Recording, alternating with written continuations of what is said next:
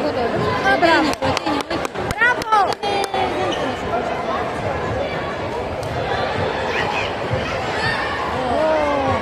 Ήτανε πολύ κοντά, δεν έπρεπε να το κάνει. Αυτό ήταν τρίποντο. Δεν ήταν, δεν ήταν. Έλα, μπράβο! Το τρίποντο δεν ήταν.